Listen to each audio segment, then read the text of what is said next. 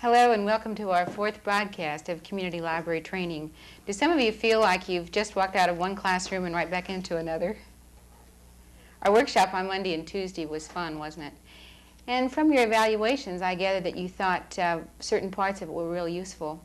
I think the most beneficial thing for me is that at last I now have some faces to attach to my knowing you with names and handwriting and voices. Our program today is an expansion of a topic that we picked up on just briefly at the end of the workshop, and you've already met the two gals who are program guests. Those of you who are speeding ahead in your Loyola course, and you know if you're as far as reading ahead as lessons 9 and 10, you know that they involve a study of personnel and of library associations.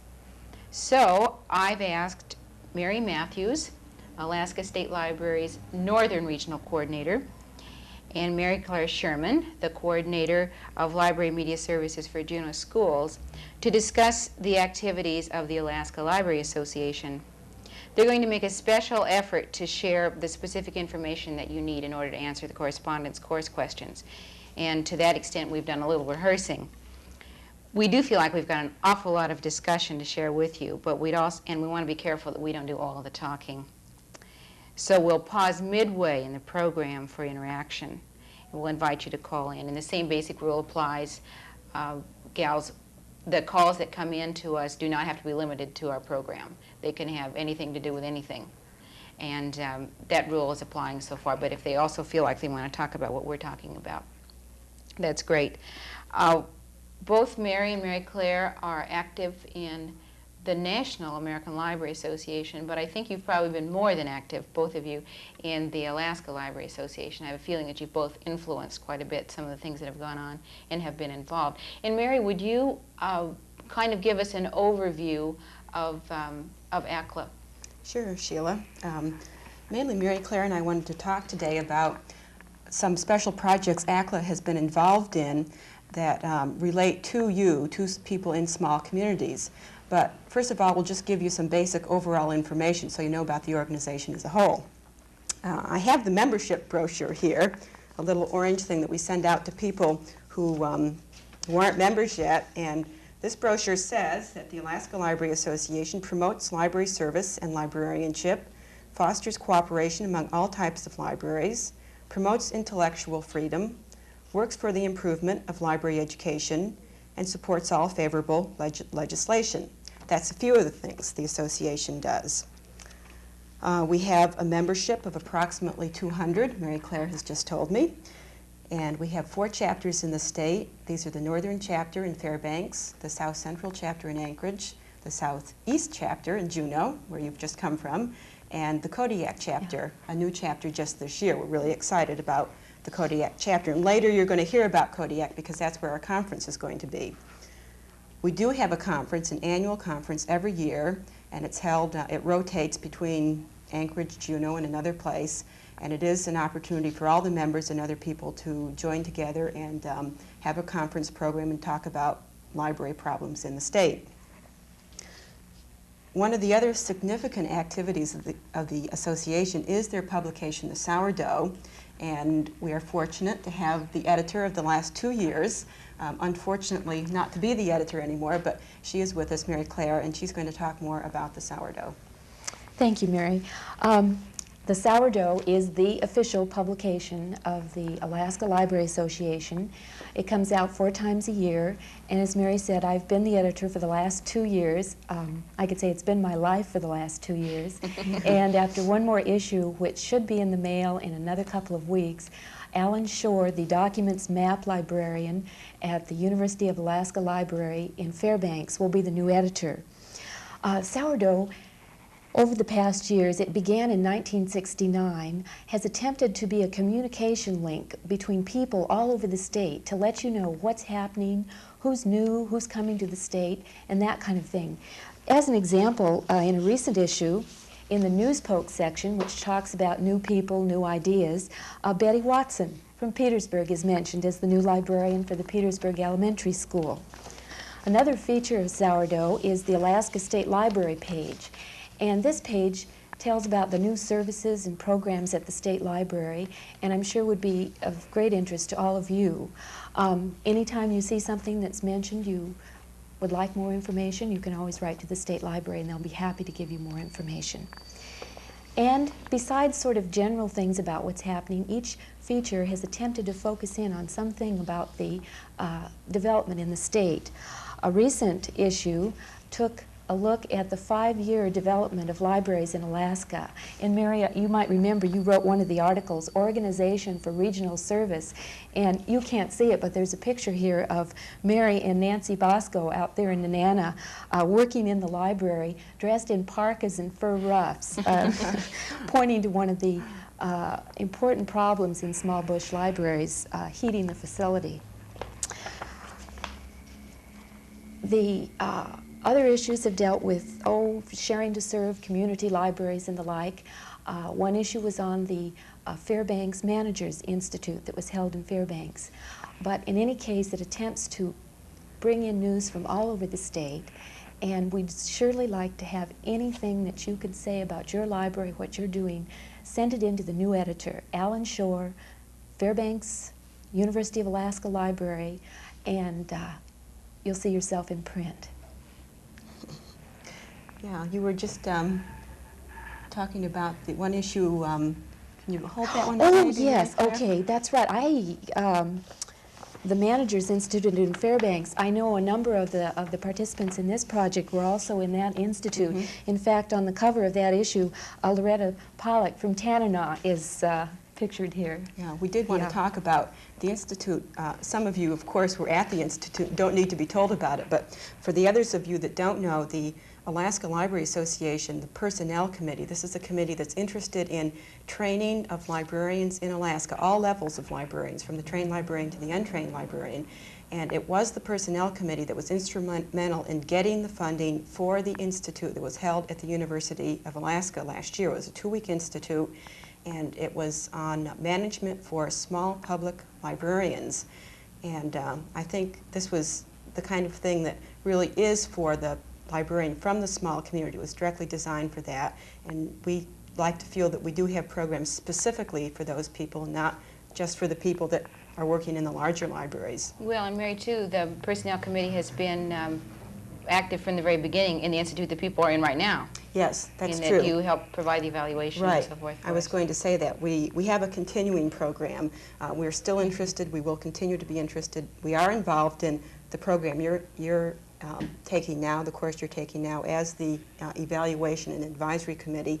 And we look to you for more suggestions on really what programs we should be continuing to sponsor for the librarian, for the small community. Good. Let's see, we were going to talk about interlibrary loan too, weren't we, Mary Claire? Alaska, well, first of all, I suppose I should say I know you all have the manuals and codes. Perhaps what you don't know is that the code for Alaska is one of the, well, not one of the, in 1971, when the code, the Interlibrary Loan Code, was adopted in Whitehorse at the annual conference, it was the most liberal code in the entire country. Laura Currier was here at that time. She's the director of the Pacific Northwest Bibliographic Service, and she said she hoped that the rest of the country would look to Alaska for a guide as to what interlibrary loans should be. She followed through on that too, Mary Claire, because I was at a workshop with Laura Currier in Washington, and she was heralding the Alaska Interlibrary Loan Code. I really haven't told the other members of the Institute to really get into that. We've really only gotten to the first couple of pages, but that's that light blue pamphlet. Right. In fact, it doesn't show yeah, very well. But we do have it, and maybe the time is now to take a look at the code itself. Right. The first part, the manual, explains what interlibrary loan is, of course, the sharing of resources, who can use it, and that's the part that I think is so really great about being in Alaska, that anybody's question is respected. Any person, any library. The student coming in, his question is just as important as the academic researcher, which too often, as you probably know, in other places, at least places I've come from, only the researcher gets the interlibrary loan service, or too often the librarian can decide what's important and what isn't. Who gets to have borrowed material, and right. Who's to say what's important for whom? I think there is another very exciting project that has been going on in ACLA for about the last, 3 years, 4 years, the oral literature It project. seems like Yeah. 40 years I sometimes, know. Mary Claire. I'm but- really anxious to hear about that because I keep hearing it crop up. I'm glad that I'm at this program today so I can. I think we put in. really got our money for this project in 1972 from the Alaska Federation of Natives. This is a project called the Alaska Native Oral Literature Project. It was a project sponsored by the Alaska Library Association, and the purpose of the project and what the project actually did was to tape Native stories in the original language. We had a staff that went over northern Alaska and taped approximately 700 stories and legends in the native language. This includes all the Athabascan language grouping, Northern Eskimo, Yupik Eskimo, and St. Lawrence Island Eskimo. So we really felt it was a tremendously exciting project. Even more exciting than the actual taping is the fact that we've been able to take the tapes and put them into cassette form. These cassettes then have been made available back to the community libraries from which the tapes were originally made. So people from Tanana can hear the tapes that were made by the old folks from Tanana. And this has been a really neat project for both the children and the adults in those communities. Another part of the project has been a publication that the Alaska Council on the Arts has funded, and this should be coming out this winter sometime. It will be a publication of about 16 or 17 of the actual stories taped on the project. And they'll be in poster, 17 by 22 size, and they'll be in native language and in translation. So we can have both Wonderful. English and the native language for the people that can read their own language at this point. Let's see, and I'm happy to announce another part of the project is a published index to the cassettes which are available. People have been saying, what do you have available and how can we get it, and tell us more about it. So we are going to be printing just this week, in fact, an index called Songs and Legends. And I think we have a shot of it there, don't we? Songs and Legends, which will be the index to the cassette material. And you may, through this index, order the materials through your local library. If you don't already have them, you may order these through your regional library and receive copies to use with your. That'll really be useful, the idea of an index. That'll really help. Okay. Let's see, there's some other publications which the Alaska Library Association has been responsible for, and Mary Claire, I think you have some things to say about Right. that. I'm going to ask you to be brief about it, Mary Claire, Okay. because we will show them during interaction time too. But do mention them. Yes, besides the sourdough, naturally, there is the Cache of Alaska Reading, which is a list of current Alaska books that a committee, let's see, this is the second edition of the Cache, a bibliography, and then of course there is the Alaska Libraries and Library Personnel Directory. And Sheila, I understand if anybody doesn't have these and would like them, that they can write to you and you'll be happy to send them. I did not include the directory in our initial mail out, so if our students are interested in that, I'd be glad. I think it's something we Okay. should all have. I do really, too. In anyway. fact, as we discovered, I hadn't received a copy of the latest edition, and I'm going to be sure and put another plug in for that. By now, I hope you've gotten an idea of some of the things that ACLA has been doing and is doing and will be doing, and I hope you'll all want to become members. So for the next issue of Sourdough, whether you're a member or not, we'll be sending you a copy. It's being featured, let's see, what's being featured on it is the Personnel Committee, and the Institute, the project that you're involved in is covered in there. Sheila, you have a report on that. So if you're interested in becoming a member, you'll get that information. If you're interested in sending information to the new editor about what's going on at your library, that information will be there. And lastly, the information about next year's conference in March in Kodiak. We hope that you'll all be able to come. Is that this? I think I just read the dates for that, Mary Claire. Is that March 2nd and 3rd? Is that about when I think? Actually, it begins on March 1st, a Saturday, and goes through the 3rd, but people probably will be flying in on Friday due to this flight schedules. Great. Well, you gals covered a lot of ground in a very short period of time. And what we'd really like to do now is we're going to stop, because we've learned that if we continue to talk, you don't call in. So we're going to stop talking and give you a chance to call us with, as always, any kind of comment that you have at all. If you have a question for Mary Claire or Mary Matthews, I'll be glad to relay that.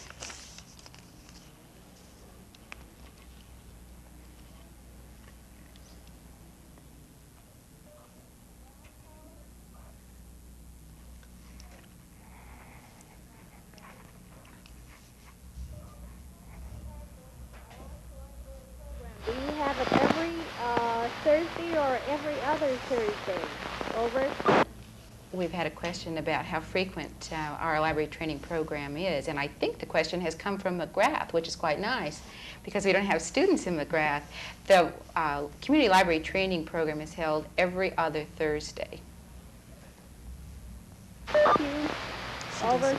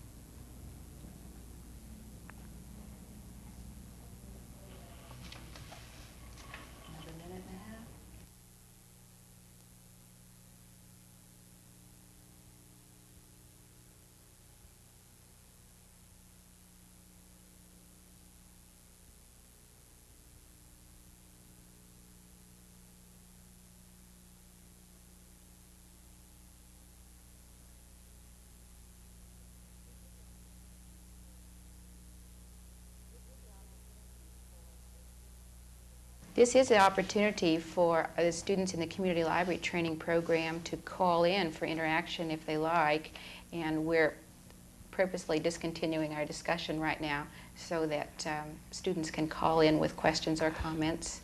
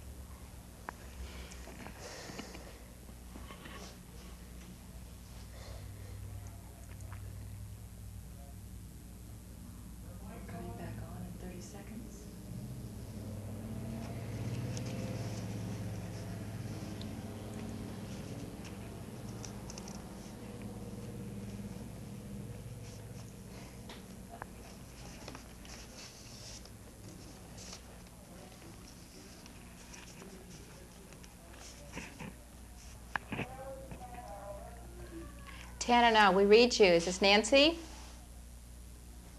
Olivia Sniffen. Olivia Sniffen from Tanana. I will have the wrong location. Go ahead, Olivia. Do you have a comment or a question? I didn't really have a question or a comment, but I wanted to say that I'm receiving you, and I was glad to see Mary Matthews again on the TV. Great, that's fun. Olivia says that she's glad to see Mary Matthews on the program again, and she wanted us to know that they are receiving us and that their radio is working, so that's good.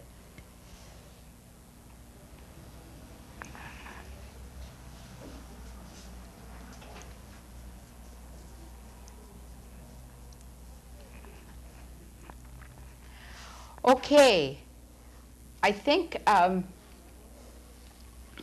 Mary and Mary Claire, we never really know exactly how interaction is going to go.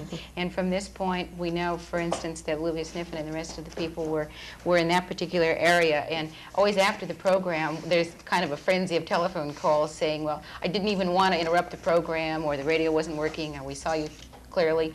It was the last program, Mary, that you were in Fairbanks, and you weren't receiving us audio channel, and you're saying, I'm sure that Brooke is now saying, and I'm sure that Mr. Coffey is now saying, and now Sheila is saying, because you didn't hear us at all. So that's the part of it that really remains an experiment. We do have a few more minutes left in our broadcast time, and I did ask you gals to come prepared, if necessary, for us to discuss some of the activities of the American Library Association. There's actually a specific question in the course assignment that says, asks you to name, I think, either 4 or 5 activities that relate, that are American Library Association items that have a relationship to Alaska. And both of you gals are involved in American Library Association. So, Mary, what were you going to mention to us about ALA? Well, I thought, well, first of all, I want to say hello to Luvia. Good, that's only fair. And tell her I'll be in Tanana sometime this year, Luvia. Luvia is one of the hardest working library volunteers So I've ever I have seen, heard. Sheila, so it's really nice to have her there. And, to know that a friend is on the other end. You bet. I was going to talk about ALA publications, Okay. and it's not really unfamiliar to you people taking the course because you've been exposed to them already. For instance, in our workshop in Juneau this week, we all saw a book list, which is a selection tool. This is put out by the American Library Association. They have just like the Alaska Library Association has an official journal, they have American Libraries. This comes out every month, and it is about library concerns throughout the country. And it's sort of the way we keep up with what's going on in New York and Virginia and Texas and all those other places. Some of the other materials you have or will be using in your course, for instance, reference books for small and medium-sized public libraries, publication really for the size of the library that you come from. Right, we'll be getting into the reference ones in the course. We've been using standards, talked about standards when you were here, and they do put out standards for public libraries, school libraries, academic libraries, all kinds of libraries.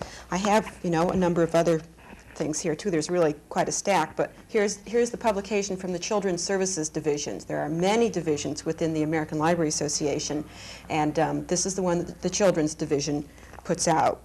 It just occurred to me, Mary, that American Library Association has so many publications that there are several guides to their publications, aren't there? That's right. In fact, this one I have right here.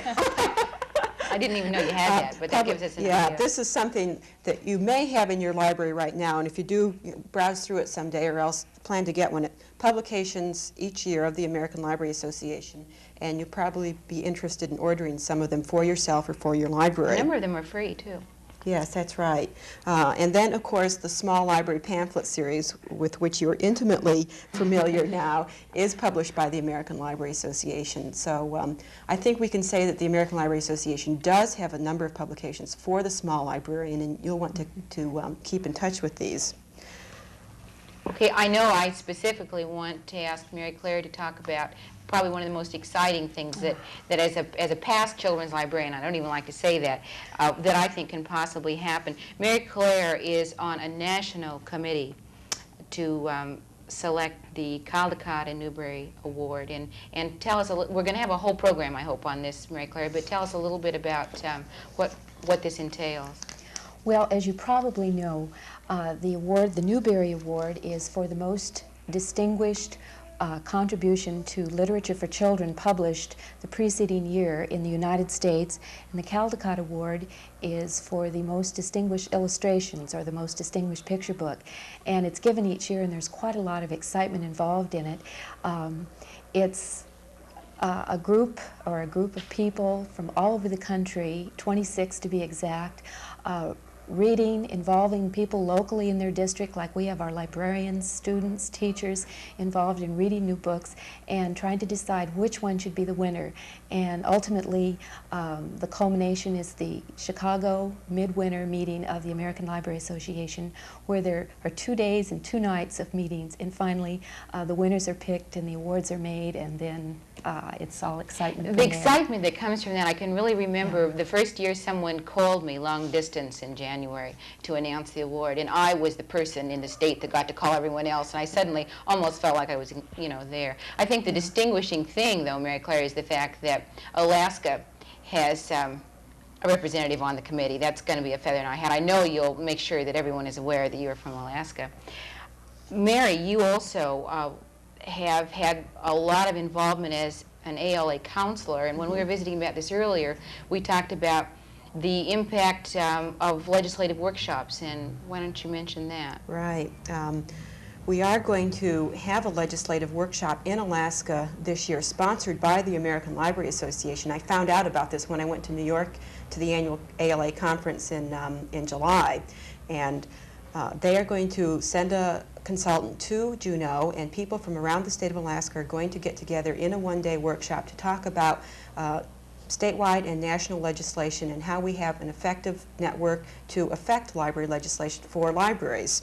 So sometimes, what happens in Juneau and Washington, D.C. maybe doesn't seem to affect the person in the small community too much, but when you think that the grants that you folks receive for your libraries quite often comes from Washington, comes from national legislation or state legislation, it's really quite important that we have an active legislative program. And also important that you contact your own local legislators to tell them what your needs and problems are as far as your library is concerned. We hinted at this, if you remember, at the workshop. One of the items that was mentioned more than once, and in going back over the evaluations, it was mentioned again, the issue of, well, it doesn't necessarily relate to American Library Association, but the idea of maintaining contact, with your legislator is critical.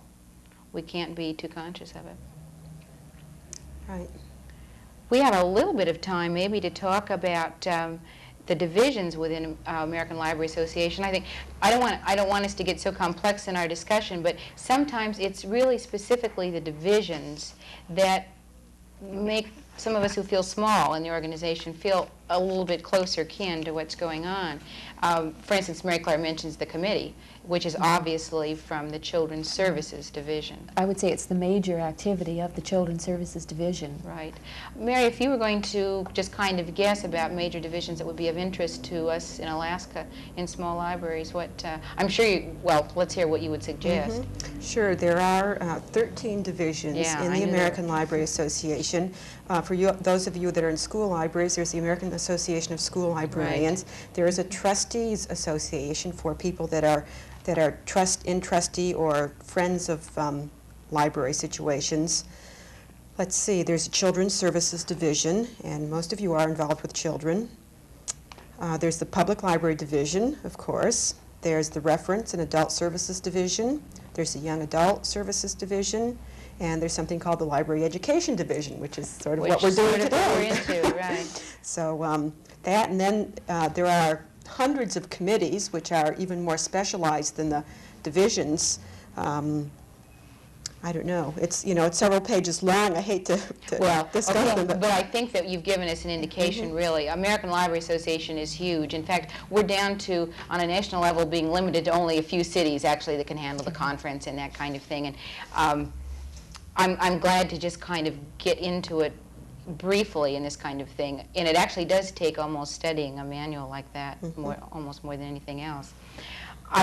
We have a couple of minutes left in the program, but I want to thank both Mary Claire and Mary for not only, you stayed in town, well, Mary Claire lives here, but but stayed in to do this broadcast for us, and also to thank you for the input and help that both of you provided really at the workshop. I think one of the things that I'm getting quite excited about is the possibility that Sheila may travel around to your libraries, and my mind is kind of racing with the idea that we could pull together some programs in the community libraries.